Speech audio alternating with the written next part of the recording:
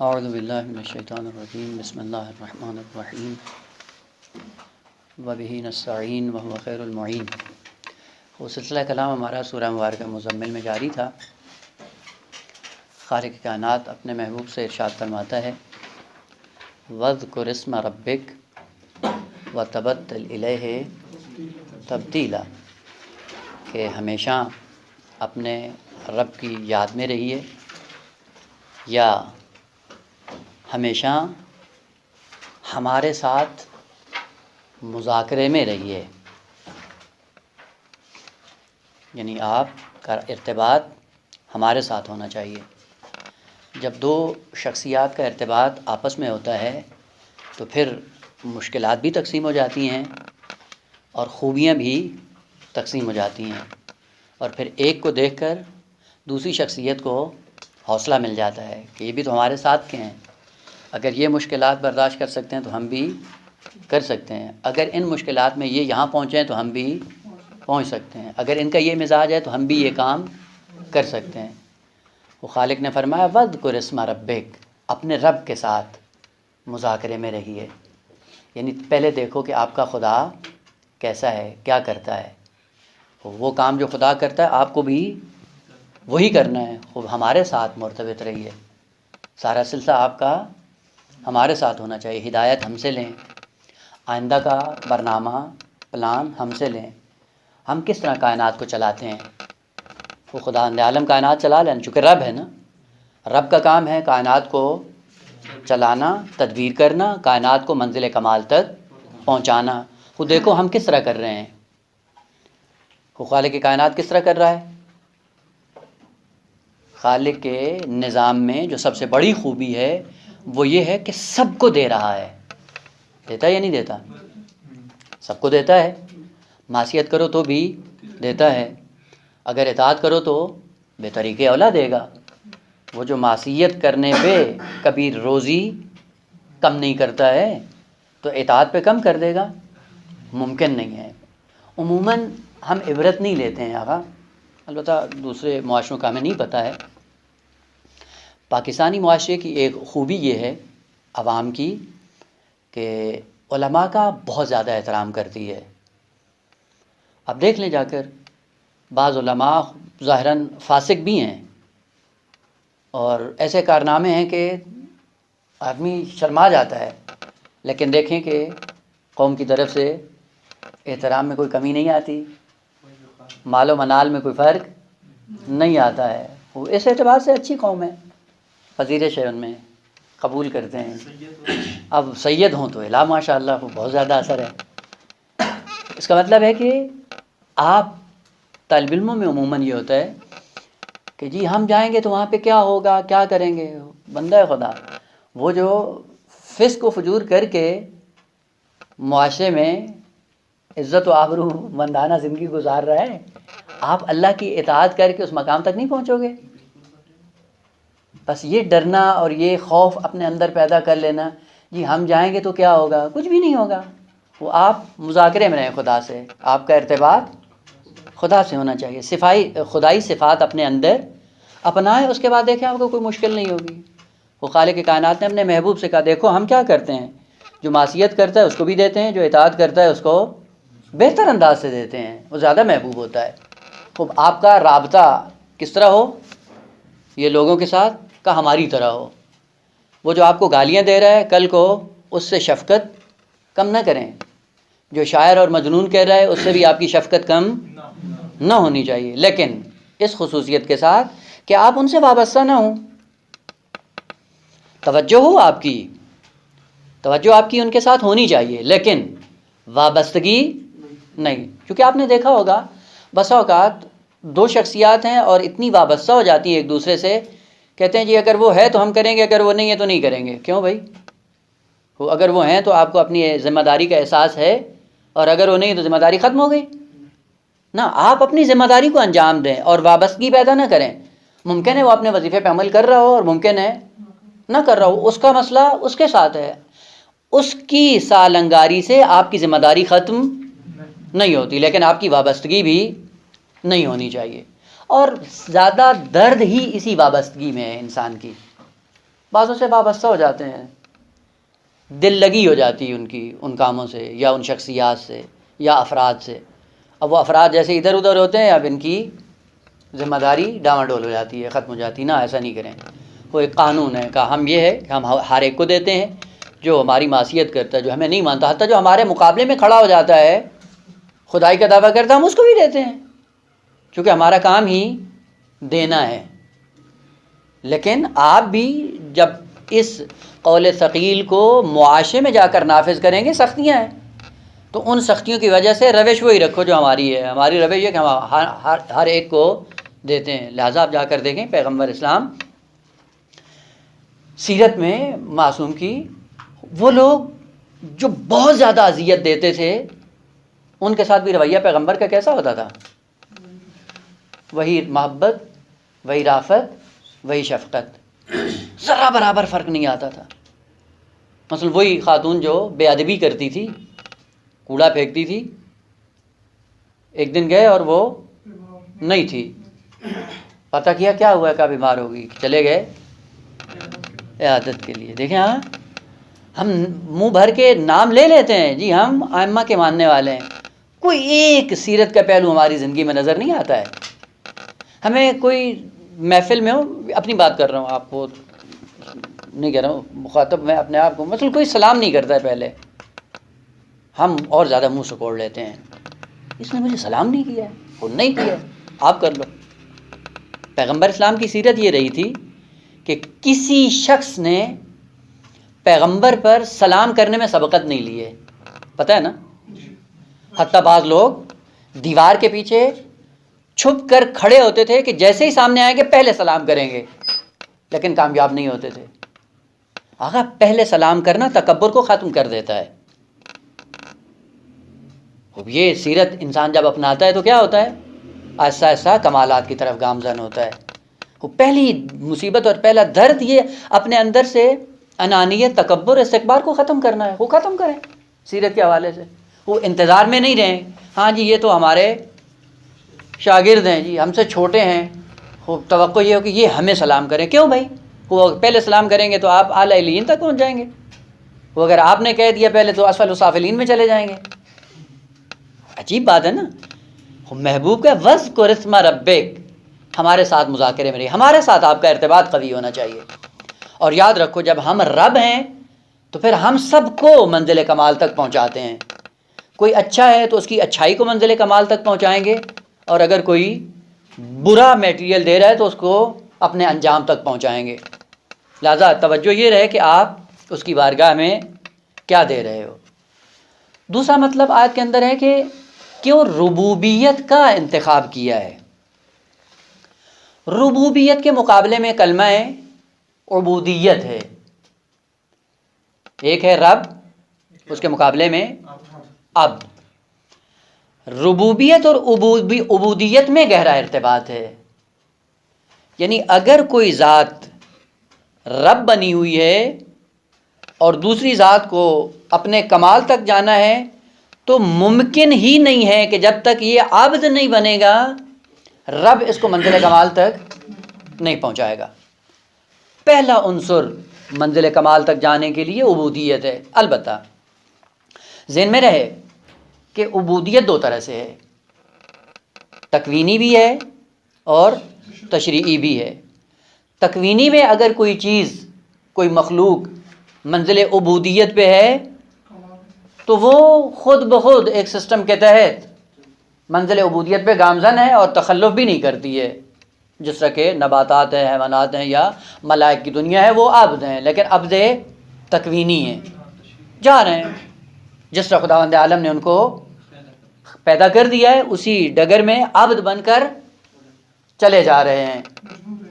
ہاں مجبور ہیں، یعنی اب ان کو اختیار نہیں ہے کہ ہم مخالفت کریں یا نہ کریں. لہذا آپ جا کر دیکھیں پورے قرآن کے اندر شمس و قمر کو بھی بعنوان عبد یاد کیا گیا ہے، پوری زمین و آسمان کو بھی بعنوان عبد یاد کیا گیا. یہ کیوں ہے؟ یہ عبد تکوینی ہے، تخلف نہیں کرتے ہیں. جس سسٹم میں خدا نے رکھا ہے اسی سسٹم میں اپنے ڈگر پہ چل رہے ہیں. اصل معیار انسان کے کمال کا کیا ہے؟ عبد تشریع کی بنیاد پہ اختیار کے ساتھ عبد بنے تو پھر خالق کائنات بعنوان رب انسان اس انسان کو منزل کمال تک پہنچائے گا۔ بس عبودیت اور ربوبیت میں گہرا ارتباط ہے کہ جو بھی منزل کمال تک جانا چاہتا ہے وہ کیا کرے گا؟ عبد بنے گا۔ عبد بننے کے بعد پہنچے گا کہاں؟ عبد بننے کے بعد وہ منزل کمال تک پہنچے گا، اور منزل کمال کیا ہے؟ منزل کمال خود ربوبیت ہے۔ ربوبیت کا معنی کیا ہے؟ استقلال۔ عبد کا معنی کیا ہے؟ وابستگی۔ جو بھی منزل کمال تک جانا چاہ رہا ہے اس کا کام کیا ہے؟ اپنی ساری وابستگیاں ختم کر کے ایک دن مستقل ہو جائے۔ وہ کہا کیسے ہو سکتے ہو؟ کہا اپنے اوپر غور کرو، جب ہم نے خلق کیا تھا تو کتنے لوگوں کے آپ محتاج تھے؟ آپ کے کام کون انجام دیتا تھا؟ سارے کام۔ جو سارے کاموں میں دوسروں کا محتاج ہو، پھر والدین کیا کرتے ہیں؟ آہستہ آہستہ اس کو کیا کراتے ہیں؟ پروان چڑھاتے ہیں، مستقل کرتے ہیں۔ مستقل کیسے ہوتا ہے؟ آہستہ آہستہ اپنے کام کو خود انجام دیتا ہے۔ پھر ایک زمانہ آ جاتا ہے کہ بالکل والدین سے بے نیاز ہو جاتا ہے۔ اب کیا ہوا ہے؟ کہا یہ کیا ہے؟ مستقل ہو گیا، استقلال کی، یعنی ربوبیت کی طرف چلا جا رہا ہے، مستقل ہوتا جا رہا ہے۔ اور جب انسان اس معاشرے میں زندگی بسر کرتا ہے تو اس کی وابستگیاں بہت زیادہ ہوتی ہیں۔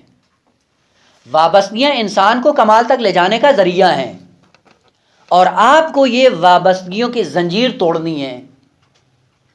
اور وہ کیا ہے کہ آپ مستقل علی الاطلاق نہیں ہو سکتے، فقط ایک ذات سے وابستہ رہیں، باقی جتنے روابط ہیں سب کو ختم کرنا شروع کر دیں ایک ایک کر کے۔ ایک زمانے میں آپ حوزے میں آتے ہیں، آپ سارے دروس مختلف اساتید کے پاس پڑھتے ہیں، اور بعد پھر وہ ساری زندگی بچے ہی رہتے ہیں حوزے میں، وہ پھر پڑھتے ہی رہتے ہیں، وہ سفید ریش بھی ہو جاتے ہیں، تب بھی کہاں جا رہے ہیں؟ جی آغا فلاں کے درس میں جا رہے ہیں۔ او بھائی یہ بچپنے سے کب باہر آؤ گے؟ ساری زندگی تو بچہ نہیں رہتا ہے نا۔ ایک زمانے میں تم پڑھ رہے ہو، پھر آہستہ آہستہ اپنے آپ کو مستقل بناؤ، صاحب تحقیق بناؤ، محقق بن کر پھر کیا کرو؟ اب معاشرے کو دو کچھ، کسی اور کا ہاتھ پکڑو، کسی اور کو آگے بڑھانے کی صلاحیت پیدا کرو۔ وہ بعض ہیں حوزے میں آتے ہیں، جی کب سے ہیں؟ جی 40 سال سے پڑھے ہیں۔ کیا کرتے ہیں؟ جی فلاں کے درس میں جا رہے ہیں۔ کب تک آخر؟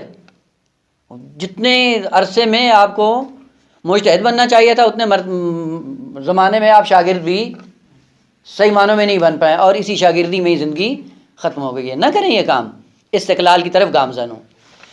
جب معاشرے میں آپ کو منزل کمال تک جانا ہے، آپ کے وابستگیاں بہت زیادہ ہیں، کبھی استاد سے ہے، کبھی والدین سے ہے، کبھی معاشرے سے ہے، حتیٰ کبھی عبادات سے وابستگی ہے۔ کب اس سے چھٹکارا ملے گا؟ کب اس سے آزادی ملے گی؟ آہستہ آہستہ اپنے آپ کو اوپر لے کے آئیں۔ عبادات سے مراد کیا ہے؟ یعنی کبھی انسان عبادت کر رہا ہوتا ہے لیکن زنجیر اور وابستگی بہشت کی اس کے پاؤں میں زنجیر بنی ہوتی ہے کہ عبادت کر رہا ہوں کس کے لیے؟ بہشت میں جان۔ بہشت زنجیر ہے انسان کے لیے، کہاں مستقل ہو گئے؟ وہ جو بہشت کے لیے کام کر رہا ہے یہ عبد ہے، لیکن عبد کس کا ہے؟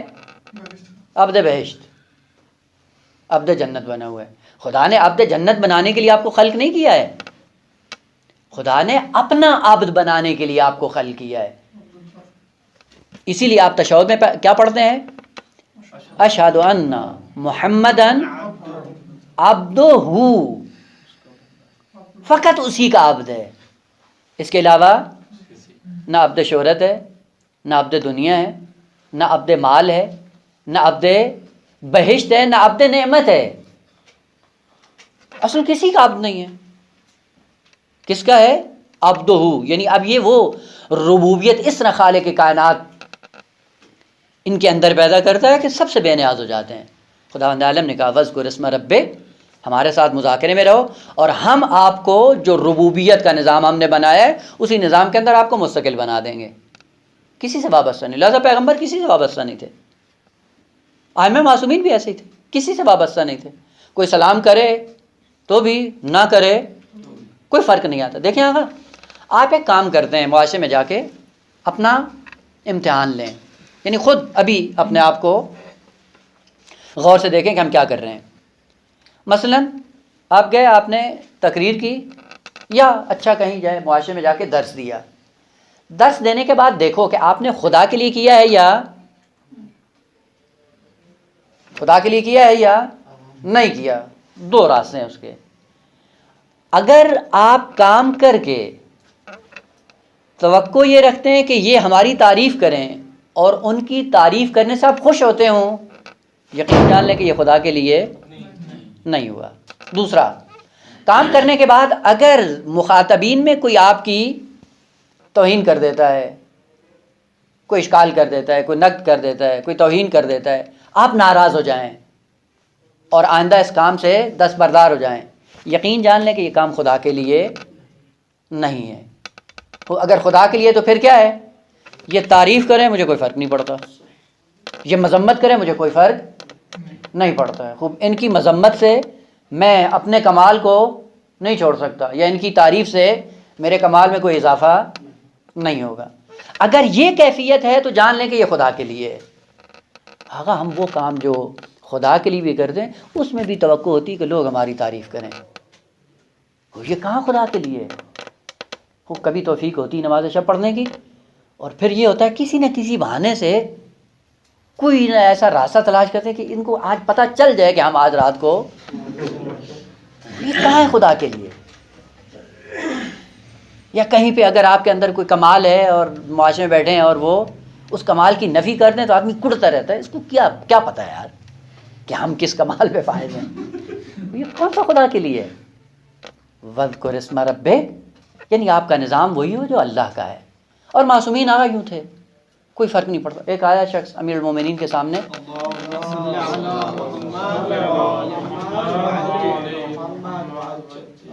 اس نے بہت زیادہ تعریف کے پل باندھ دیے. ہے آگا بعض یہ معاشرے میں بھی ہیں، بعض لوگ ہیں واقعی ان سے آدمی کو نفرت ہونی چاہیے. چاپلوس ٹائپ ہوتے ہیں، چاپلوسی کر رہے ہوتے ہیں. آگا پتہ نہیں آپ تو کیا ہیں، کچھ بھی نہیں. آگا اس نے بھی آ کے امام کی چاپلوسی کی اور بہت زیادہ تملق بازی کی. امیر المومنین تھے، کوئی ہمارا آدمی تھوڑی تھا. امام نے کہا دیکھو جو تم زبان سے کہہ رہے ہو نا، اس سے میں بہت چھوٹا ہوں، لیکن جو تمہارے دل میں ہے اس سے کہیں بڑا ہوں. یہ سیرت اب ہمیں بھی اپنانی چاہیے. جو آ کے دو چار تعریف کے پل باندھتا ہے، کیا ہے اصل فرق نہیں آنا چاہیے. یہ تعریف کرے یہ گالی دے دے، فرق نہیں پڑتا. اس طرح آپ وابستگی نہیں ہونی چاہیے. کوئی نہیں آگا آپ تعریف کرو، مگر میں نے آپ کے لیے کیا کہ آپ میری تعریف کرو. اگر آپ نے ہماری مذمت کر دی، خود میں نے آپ کے لیے کیا ہے کہ آپ ہماری مذمت کر رہے ہو. خود جس کے لیے کیا ہے اس کو پتہ ہے، وہ اجر بھی وہی دے گا، واسطہ بھی اور رابطہ بھی میرا اسی سے. جس کے لیے کیا ہے اگر وہ راضی ہے تو میرے لیے یہی کافی ہے. لہٰذا وَاذْكُرِ اسْمَ رَبِّكَ نظام وہی ہے. آپ کی وابستگی فقط خداوند عالم کے ساتھ ہونی چاہیے، اور یہ وابستگی بھی عبودیت کی صورت میں ہونی چاہیے. عبودیت کا رابطہ خدا سے برقرار کرنے کے لیے 3 خصوصیات ہیں. اگر آپ عبد رب بننا چاہ رہے ہیں تو 3 کام کریں، اور اس کو مرحلہ بمرحلہ اسٹیپ بائی اسٹیپ اپنے اندر جا کے نافذ کریں، جیسے کہ پیغمبر نے کیا ہے. اور یہ سورہ مبارکہ مزمل یہی تربیت کا پہلا وہ نقطہ ہے انسان کے لیے. آغاز سفر میں ہے نا، ابتدائے سفر میں وہی کام جو پیغمبر نے کیا وہ آپ بھی کرو. خالق نے کہا کہ میں رب ہوں، میرے ساتھ وابستہ رہو، میری یاد میں رہو، لیکن عبد بن کے میری یاد میں رہو. جب میرے عبد بنو گے اس کے بعد پھر آپ کی مشکلات کون حل کرے گا؟ میں خود. بعد والی آیات آ رہی ہیں، بہت خوبصورت ہے قرآن. اسٹیپ بائی اسٹیپ ترتیب کے ساتھ، مرحلہ بہ مرحلہ، اسٹیپ بائی اسٹیپ، وہی ایک قدم کے بعد دوسرا قدم. پہلی خصوصیت کیا ہے؟ اگر آپ کسی کے عبد بن جائیں تو پہلا کام اپنی زندگی میں یہ کرو کہ اپنے اندر سے احساس ملکیت اور احساس مالکیت ختم کر دو. ہوتا ہے نا، آپ نے نظام دیکھا تھا نا عبد اور مولا کا. عبد اور مولا میں کیا ہوتا تھا؟ عبد کے جتنے بھی امور تھے اس کا مالک کون ہوتا تھا؟ مولا. یہ خود کیا ہوتا تھا؟ غلام ہے، یہ مملوک ہے. اس کے اندر احساس ملکیت نہیں، یہ ختم ہو گیا ہے. احساس عبدیت آیا ہوا ہے، اور وہ کام بھی ایسے ہی کرتا ہے. ہوتا ہے یا نہیں ہوتا؟ تو اگر آپ منزل کمال پہ جانا چاہ رہے ہو تو پہلا کام یہ کرو کہ احساس ملکیت اپنے اندر ختم کرو. احساس ملکیت جب ختم ہو جائے گا آپ عبودیت کی پہلی منزل میں ہیں. کیسے ختم کرو؟ آقا اس وقت آپ جا کر دیکھیں معاشرے کے اندر جتنے مسائل اور جتنی مشکلات ہیں اور جتنے درد و الم ہیں وہ کہاں سے وہ جنم لیتے ہیں؟ احساس ملکیت سے نہیں، احساس مالکیت سے۔ انسان یہ تصور کرتا ہے یہ میرا ہے، مدرسہ میرا ہے، گھر میرا ہے، گاڑی میری ہے، شاگرد میرے ہیں، یہ سارے عناوین میرے ہیں، بدبخت یہ سارا ہی تیرا ہے تو لے کے جا اپنے ساتھ۔ اب پھر جب احساس مالکیت آتا ہے تو پھر دوسروں کو اپنی ملکیت میں آنے کی اجازت نہیں دیتا ہے۔ پھر آپ لکم دینکم ولی دین، وہ الگ تم الگ، پھر کیا ایسے دین پروان چڑھے گا؟ پہلا کام یہ کرو کہ احساس مالکیت اپنے اندر اپنے وجود سے ختم کرو۔ جب یہ ختم ہوگا تو آپ اب کی پہلی منزل، آج سے اپنا امتحان کرو، جتنی بھی اطراف کی چیزیں ہیں ان کے بارے میں اپنا نظریہ چینج کر دو۔ میں ان کا مالک نہیں ہوں، کیا ہوں؟ میں ان کا امین ہوں۔ مالک سے امین بننے کی کوشش کریں، اس کے بعد دیکھیں آپ کا رویہ چینج ہو جائے گا۔ دیکھیں ایک کتاب ہے، آپ پڑھ لیں، دیکھیں یہی احساسات انسان کو کہاں تک پہنچاتے ہیں۔ ایک کتاب آپ کے پاس پڑھی، اگر آپ اس کو احساس ملکیت سے اٹھاتے ہیں، آپ پھاڑ بھی دیں گے، لکھ بھی دیں گے، جو بھی ہوگا آپ پھینک دیں گے، کرتے ہیں یا نہیں کرتے ہیں؟ تیسرے دن وہ کتاب دیکھنے کے قابل نہیں ہوتی، ایسے ہی ہوتا ہے نا۔ لیکن اسی کے اندر اپنا احساس چینج کر دیں کہ یہ امانت ہے، محفوظ رہے گی یا نہیں؟ ہوتا یا نہیں ہوتا؟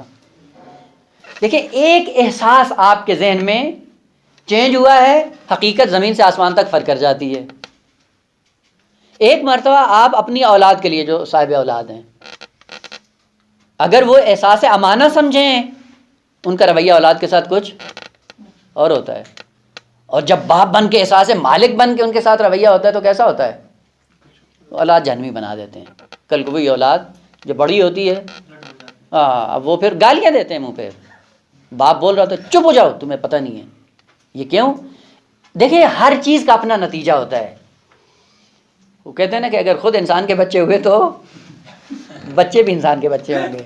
آج ایک مشکل ہے حوزہ علمیہ میں، مولویوں کے بچے طالب علم نہیں بنتے ہیں، نہیں بنتے نہیں، اکثریت نے نہیں بنتی ہے۔ کیوں نہیں بنتی؟ باپ کو گھر میں دیکھتے ہیں نا 24 گھنٹے، کہتا ہے نا جو 24 گھنٹے دیکھتا ہے باپ کو، اس نے کیا کہ طالب علم بننا ہے؟ باپ پڑا ہوا ہے، سورج طلوع ہو گیا ٹانگیں پھیلا کے، یہ کیا سیکھے گا بچہ اس سے؟ بھلے ایسے ہی ہوتا ہے۔ پہلا کام یہ کرو کہ احساس ملکیت اپنے اندر ختم کرو۔ دوسرا کام، عبودیت میں بالآخر رب کے بارگاہ میں جانا ہے، اور آپ ربوبیت کے سائے میں پروان چڑھیں گے۔ تو کیسے جاؤ گے اوپر؟ کا پہلا کام یہ کرو احساس ملکیت ختم کرو، جتنے بھی اطراف میں، گھر ہے، گاڑی ہے، دوست ہیں، جو بھی ہیں، اولاد ہے، کتابیں ہیں، جتنے بھی وسائل ہیں، کیا ہو؟ میں کسی چیز کا مالک، حتیٰ اپنی ذات کا مالک بھی نہیں، یہ امانت ہے میرے پاس۔ دوسرا یہ ہے کہ تدبیر اپنے اندر سے ختم کر دو۔ عدم تدبیر کا مطلب کیا ہے؟ انسان اپنی زندگی کو چلاتا ہے نا، وہ جب چلانے کے لیے ایک نظام چاہیے، ایک نظام کے تحت آپ زندگی بسر کرتے ہیں نا، کا سلب تدبیر کرو اپنی ذات سے۔ اپنی ذات سے سلب تدبیر کا مطلب یہ ہے کہ اپنی ذات کے لیے نظام خود سے نہیں بناؤ۔ بعض ہیں اکثر جو اپنے نظام کے تحت زندگی بسر کر رہے ہوتے ہیں، خدا سے ان کو کوئی سروکار نہیں ہوتا۔ دیکھیں معاشرے کی مشکلات کہاں پہ ہیں، ان مشکلات پہ اگر آپ کی نگاہ نہیں ہوگی آپ کبھی بھی کامیاب نہیں ہو سکتے، اور معاشرہ بھی کہیں نہیں پہنچ سکتا۔ کہ اگر انسان اپنے بنائے ہوئے نظام کے تحت زندگی بسر کرے گا کہیں بھی نہیں پہنچے گا۔ سلب تدبیر کرو، یعنی اپنے نظام کے تحت اپنے آپ کو نہ چلاؤ۔ دیکھیں آپ کسی ادارے میں جاتے ہیں، اس ادارے میں رہنے کے لیے، کام کرنے کے لیے، منزل کمال تک جانے کے لیے نظام اپنی جیب سے نکال کے وہاں پہ لے جاتے ہو، یا اس ادارے کے نظام کے تحت؟ اگر اس ادارے کے نظام کے تحت چلتے ہو تو وہاں پہ آپ کو رکھا جاتا ہے، جس دن مخالفت کرتے ہیں اسی دن اٹھا کے آپ کو چلے جائیے۔ خوب یہاں پہ آپ آئے ہو، آپ کے سامنے ایک مدرسہ ہے، کس کا ہے؟ تمہارے باپ کا تو نہیں ہے نا، کس کا ہے؟ یہ مدرسہ خدا کا ہے، نظام خدا کا ہے، کائنات خدا کی ہے۔ خدا کی کائنات میں اپنا نظام کیوں بناتے ہو؟ اپنی منمانی کیوں کرتے ہو؟ یہ مجھے پسند نہیں ہے، خوب جاؤ جہنم، نہیں پسند ہے، خدا کا نظام چھوڑ دو، خدا کے مدرسے سے باہر چلے جاؤ۔ اگر مدرسہ اس کا استعمال کرنا ہے، پھر نظام بھی اسی کا ہونا چاہیے۔ سلب تدبیر کرو اپنے آپ سے، خوب یہ اپنے اندر یہ احساس پیدا کرو پذیرش کا، جو خدا نے کہا ہے سر آنکھوں پہ قبول ہے، کیڑے نہیں نکالو۔ البتہ سمجھنا اور بات ہے، نظام خدا کے مقابلے میں بنا لینا یہ اور بات ہے۔ ایک مرتبہ آپ کو ایک نظام اور سسٹم کی سمجھ نہیں آتی، سمجھنے کے لیے آپ پوچھ سکتے ہیں بھائی یہ نظام کیسا ہے، جب سمجھ میں آ جاتا ہے تو آدمی بہتر انداز سے اس پہ گامزن ہوتا ہے۔ سمجھنا اور چیز ہے، لیکن اس نظام کے مقابلے میں نظام بنا لینا یہ اور بات ہے۔ کہ سلب تدبیر کرو، اگر عبد ہو اپنی طرف سے نظام نہیں بنو۔ دیکھیں آقا، ابھی آپ جائیں معاشرے میں کیا کیا ہوا ہے لوگوں نے، دین انہوں نے اپنا بنایا ہوا ہے، رسومات ان کی اپنی ہیں، ان رسومات سے پیچھے ہٹنے کے لیے تیار نہیں ہیں۔ کس کوشش میں ہوتے ہیں کہ اپنی رسومات کے اوپر لبادہ اسلام کا چڑھا دیں، اور اس میں عوام بھی شریک ہے اور علماء بھی شریک ہیں۔ اپنی بنائی ہوئی رسومات چھوڑنے کے لیے تیار نہیں ہیں، انہی کے اندر اسلامی رنگ پیدا کرنے کی کوشش میں ہوتے ہیں۔ یہ عبد ہے، عبد یوں نہیں ہوتا ہے، عبد کا اصل اپنی طرف سے کوئی نظام نہیں ہوتا ہے، نظام اس کا ہے، اس کے نظام میں زندگی بسر کرو، نہ اپنی رسومات پہ اسلامی رنگ چڑھانا شروع کر دو۔ اور ایک سب سے بڑی مشکل جو زمانہ ظہور میں وقوع پذیر ہوگی وہ یہی ہوگی، یہی علماء سب سے پہلے جو امام کے مقابلے میں کھڑے ہوں گے یہ علماء ہوں گے۔ کیوں؟ وہ روایات میں ہے کہ جب امام آئیں گے یاتی بدین جدید، جدید کیا ہے؟ ہم نے اتنا اس کو چینج کر دیا ہے کہ جب وہ آ کے کہیں گے یوں نہیں ہے یوں ہی کھڑے ہو جائیں گے، اچھا یہ کیا ہے؟ ہوتا ہے یا نہیں ہوتا؟ آپ چلے جائیں تحقیق کریں حوضے میں بیٹھ کے، ایک مطلب آپ استخراج کریں علمی ادلہ اور براہین کے ساتھ، آپ جا کے معاشرے میں پیش کریں، سب سے پہلا آپ کو جو عکس العمل سامنے آتا ہے کیا ہوتا ہے؟ یہ تو نئی بات ہے، ہم نے تو سنی نہیں تھی۔ مگر آپ نے پورا دین سن لیا تھا کہ یہ رہ گیا ہے۔ ہاں، یعنی ایسے آ کے وہ بات کریں گے کہ جیسے انہوں نے پورا دین لوح محفوظ سے لیا ہوا ہے اور اس میں یہ چیز نہیں تھی، اس لیے ان کے لیے مشکل بن گئی ہے۔ یعنی ادھر سے بھی مشکل ہے، یہاں سے مشکل۔ بس دوسرا کام یہ کرو، سلب تدبیر کرو اپنے آپ سے۔ جو مالک نہیں ہوتا وہ تدبیر بھی نہیں کرتا، وہ مالک کا منتظر ہوتا ہے، مولا کا منتظر ہوتا ہے، وہ کیا کہے، اپنا اس کا کوئی قانون نہیں ہوتا، اپنی اس کی کوئی تدبیر نہیں ہوتی۔ تیسرا کام کیا کرنا ہے؟ ہمیشہ یاد خدا میں رہو، یا دوسرے الفاظ میں خدا کے علاوہ آپ کی کوئی سرگرمی نہیں ہونی چاہیے۔ اگر آپ مشغول ہیں سرگرم ہیں تو کہاں ہوں؟ صرف یاد خدا میں۔ یعنی اپنے آپ سے کیا کرو؟ لہو و لعب کو ختم کرو، دور کرو۔ البتہ یہ دو کلمے ہیں، آج اس پہ نہیں پہنچ پاؤں گا، نہیں عرض نہیں کرتا ہوں، انشاءاللہ کسی اور مورد میں۔ وہ یہ ہے کہ ترک لہو و لعب کرو، رکن سوم۔ پس پہلے کیا ہے؟ احساس مالکیت ختم کرو۔ 2، سلب تدبیر، اپنا نظام ختم کرو، الہی نظام کے تحت زندگی بسر کرو۔ تیسرا کام ترک لہو و لعب کرو، تب تم عبد کامل بن جاؤ گے۔ البتہ ترک لہو و لعب انشاءاللہ ابھی اس میں نہیں جائیں چونکہ ٹائم بھی نہیں ہے، اور اس کو اگر ابھی بیان کرنا شروع کروں تو آیت رہ جائے گی، بات ہماری لمبی ہو جائے گی۔ انشاءاللہ کسی اور مناسبت سے عرض کروں گا، بات ذرا پیچیدہ تر ہے۔ تیسرا کام ترک لہو و لعب کرو، اس کے بعد کیا ہے؟ وذکر اسم ربک، اب خداوند عالم تمہارا رب ہے، تم خدا کے عبد ہو۔ خود جب عبد بنو اور وہ تمہارا رب بنے، اس کی ربوبیت کے سائے میں جب آگے بڑھو گے کہاں پہنچو گے؟ لیکن وہ رابطہ یاد رہے، قم اللیل الا قلیلا، نماز شب کی تیاری، قول ثقیل کو تحمل کرو، اپنی ذات پہ نافذ کرو، پھر معاشرے میں جا کے کرو، پھر مشکلات آئیں گی، ان مشکلات میں خدا کی یاد میں رہو، دیکھیں مشکلات آسان ہو جائیں گی۔ آخری وَتَبَتَّلْ إِلَيْهِ تَبْتِيلًا. بہت خوبصورت ہے قرآن، بڑا زیبا ہے، صرف یہ ہے کہ ہم قرآن سے مانوس نہیں ہیں. تبتل آپ کو پتہ ہے نا، باب تفاعل ہے، اور تبتیلا کیا ہے؟ باب تفعیل ہے. عجیب بات ہے، پہلی آیت میں کیا تھا؟ وَرَتِّلِ الْقُرْآنَ ترتیلا. فعل بھی باب تفعیل سے ہے، مصدر بھی باب، یہاں پہ آ کے فعل کہاں سے ہے؟ تفاعل سے. مصدر تفعیل سے. تبتل ہونا چاہیے تھا وَتَبَتَّلْ إِلَيْهِ تَبَتُّلًا، یا بتل الیہ تبتیلا، باب تفعیل ہوتا. کتنا خوبصورت ہے، پہلے مصدر فعل باب تفاعل کا کیا، اور مصدر میں آیا تو باب تفعیل. کیوں؟ پہلے معنی کروں. باب تبتل، باطلا، باطلا کا معنی کیا ہوتا ہے؟ قطع، انقطاع اور جدائی، کسی چیز سے الگ ہو جانا. یہ کسی چیز سے جو جدائی ہے، اس کو باطلا کے ساتھ استعمال کیا جاتا ہے. اور بطول کو بطول کیوں کہتے ہیں؟ جو جدا ہوتی ہے دمائے ثلاثہ سے، جو بھی دمائے ثلاثہ سے دور ہو، الگ ہو، اسے بطول کہتے ہیں. بطول یہیں سے نکلا ہے، تبتل سے، یا تبتل بطول سے نکلا ہے، فرق نہیں کرتا ہے. انقطاع، جدائی، دوری اختیار کرو. لیکن آپ کو پتہ ہے کہ یہ دوری اگر باب تفاعل کی صورت میں استعمال ہو تو باب تفاعل کا ایک معنی کیا ہے؟ تکلف. تکلف کا معنی کیا ہے؟ زحمت کے ساتھ کسی چیز کو انجام دینا. کچھ کہہ رہے ہیں؟ باب تفاعل تکلف کا معنی دیتا ہے. تبتل کا معنی کیا ہوگا؟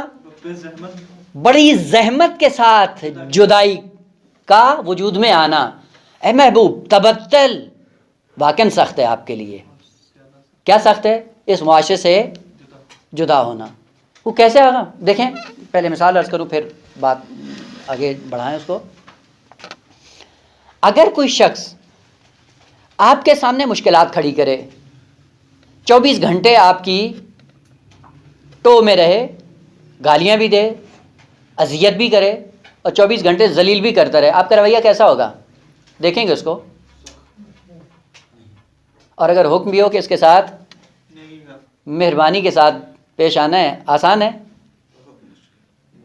بہت مشکل ہے. وہ پیغمبر کو کہہ رہے ہیں شاعر، کہتے ہیں مجنون.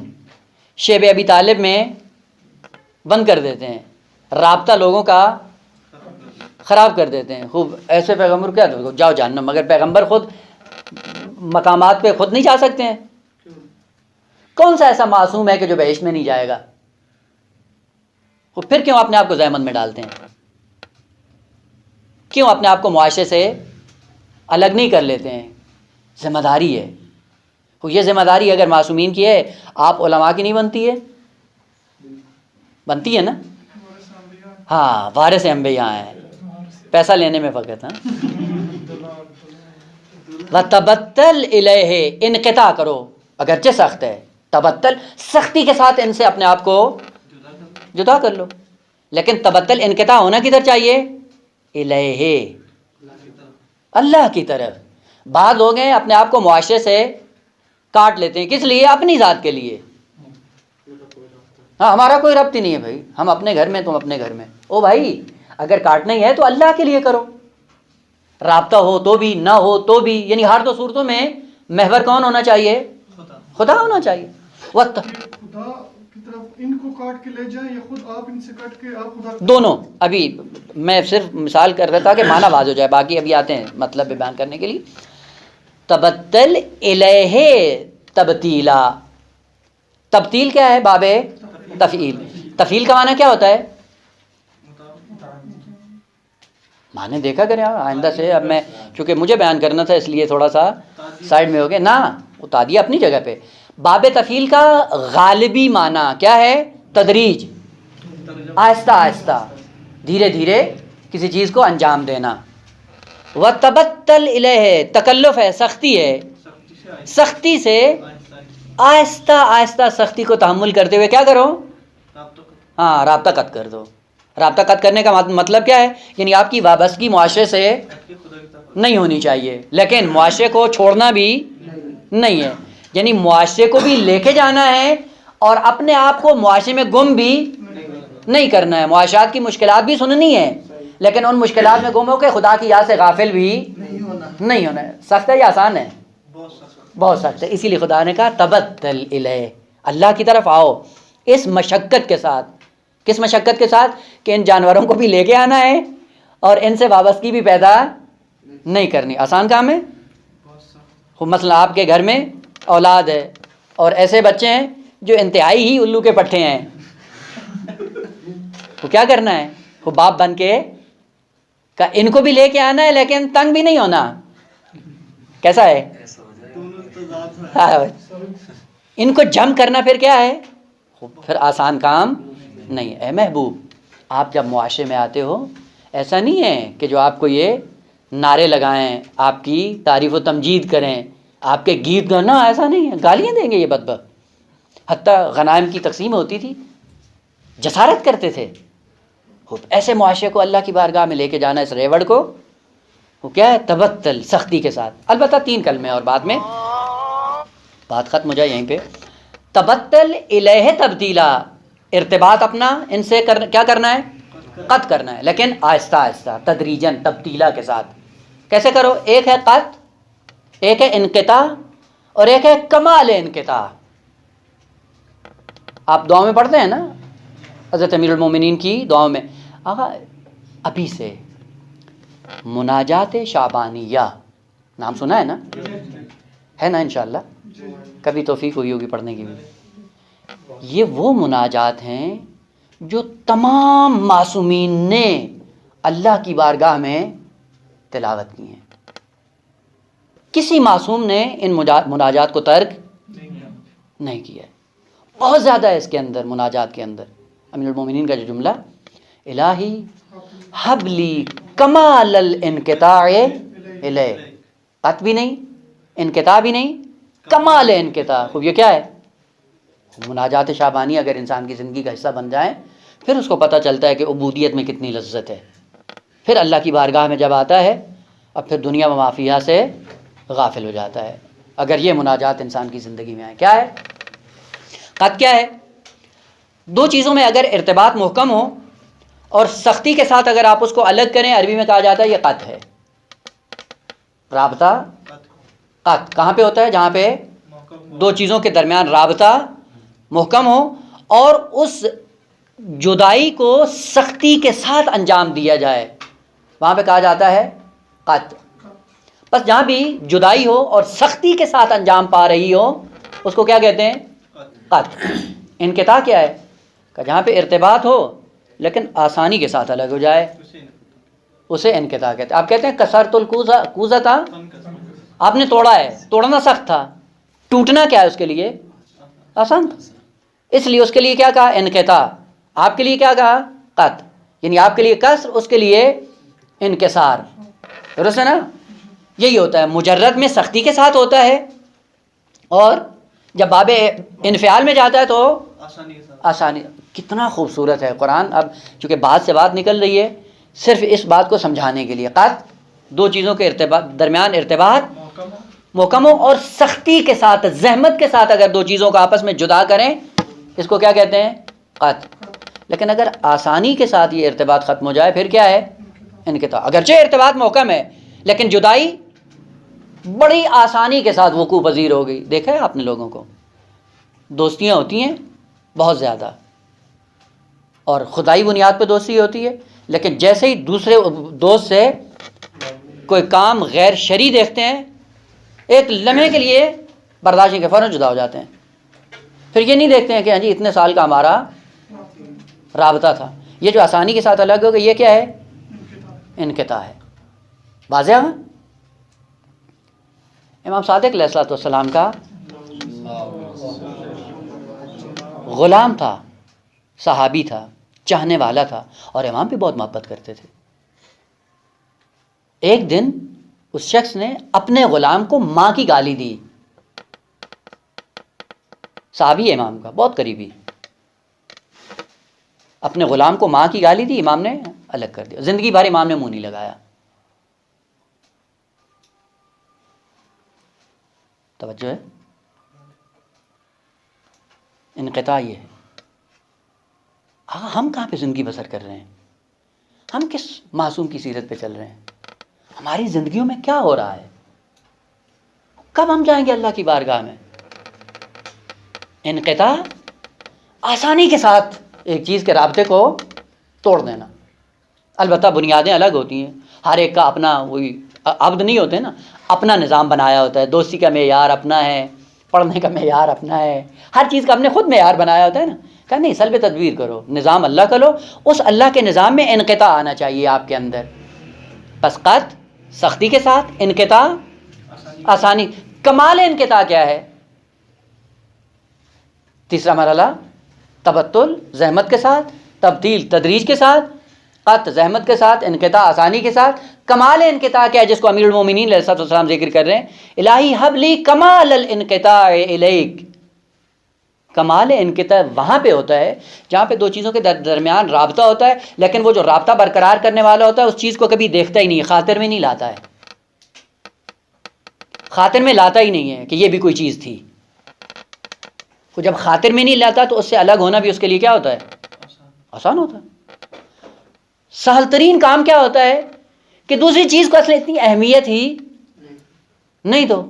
وہ جب انسان کی نگاہ میں خدا ہوتا ہے تو غیر خدا اصل اس کی نگاہ میں کچھ، خوب اس سے اگر اس سے رابطہ کاٹنا ہو تو اس کے لیے مشکل ہوتا ہے. وہ جو پیسوں کو دیکھتا ہی نہیں ہے، اہمیت ہی نہیں دیتا ہے، کل کو آپ اس سے لے لیں یہ سارا، وہ کیا فرق پڑے گا؟ وہ جب تھا تو کیا تھا؟ اس نے مشغول کیا ہوا تھا نہ. وہ جب نہیں ہو تو کیا ہے؟ کوئی فرق نہیں پڑتا. کمال انقطاع یہ ہے کہ آپ کا غیر خدا کے ساتھ رابطہ ایسا ہو کہ اصل اس کو خاطر میں نہیں لاؤ کہ یہ بھی کوئی چیز ہے. جب خاطر میں نہیں لاؤ گے اس چیز کو، صرف آپ کی نگاہ اللہ پہ ہوگی، تو جب وہ چیز ختم ہوگی آپ کو کوئی پریشانی ہوگی یا نہیں ہوگی؟ قطعاً نہیں ہوگی. کمال انقطاع، یہ کمال انقطاع کا کلمہ استعمال کر کے امیر المومنین کیا کہنا چاہ رہے ہیں؟ کہ یہ جتنا زر کو بھر کے دنیا جو تمہیں اپنا شیدائی بنائی ہوئے ہے، امیر المومنین کی آنکھوں میں کیا ہے؟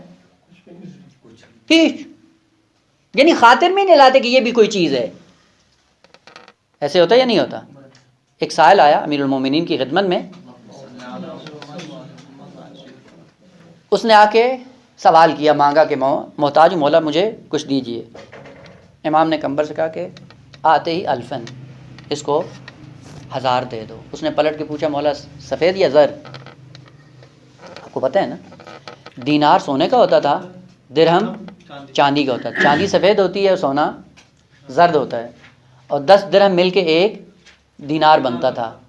مولا نے کہا 1000 اس کو دے دو. اس نے پلٹ کے کہا مولا 1000 درہم دوں یا 1000 دینار، یعنی سفید دوں یا زرد؟ پلٹ کے امام نے کیا جواب دیا؟ کلاہما عندی حجران، دونوں پتھر ہیں، کوئی فرق نہیں پڑتا امیر المومنین کو. درہم دو کوئی فرق نہیں ہے، میرے لیے کوئی فرق نہیں ہے. دینار دو کوئی فرق نہیں ہے. اس کو وہ دو جو اس کے حال کے لیے سود مند ہے. ہماری دید ہے ایسے؟ اپنے اوپر غور کیے کریں نا. بعض ہیں رات کو 2-4 ٹکے ہوتے ہیں، رات کو گنتے ہیں، صبح اٹھتے ہیں پہلے وہی گنتے ہیں. پھر زیادہ تو نہیں ہو گئے یہ کہیں؟ یہ کہاں پہنچے گا؟